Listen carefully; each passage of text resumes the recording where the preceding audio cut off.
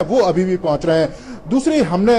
हासन में ये जानने की कोशिश की कि आखिर इतने जो वोटिंग परसेंट का मतलब क्या है कि अगर गुलबर्गा में जैसे कि मंजीत बता रहे थे कि वोटिंग परसेंट कम है, और दूसरा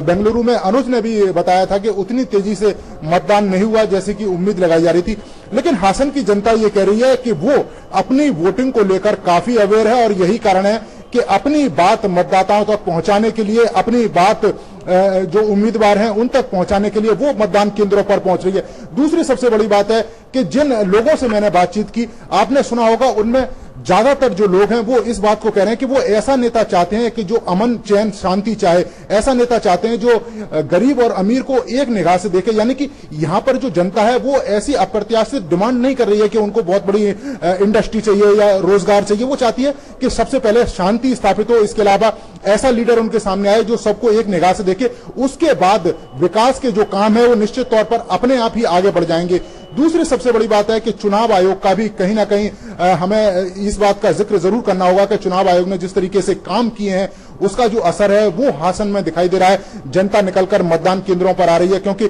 स्कूलों में जिस तरीके से अवेयरनेस के प्रोग्राम चलाए गए, नुक्कड़ नाटक किए गए, पैराग्लाइडिंग के द्वारा जो पर्चे बांटे गए, तो उसका जो असर है वो जनता में दिखाई दे रहा है। दूसरी सबसे बड़ी बात है कि 18 से 22 साल की है, तो निश्चित तौर पर ये वो वोटर हैं जो ट्विटर, फेसबुक और इन सब में बिलीव करते हैं, इंटरनेट जनरेशन है। तो निश्चित तौर पर इस बार चुनावों का जो प्रचार हुआ है उसमें भी इन तरह की जो नई नई चीजें हैं वो सामने देखने को आई हैं। दूसरे हमारे कई सारे जो संवाददाता हैं जैसे कि अनुज लगातार का मतदान सामने नहीं आया, जबकि हासन और दूसरे इलाकों में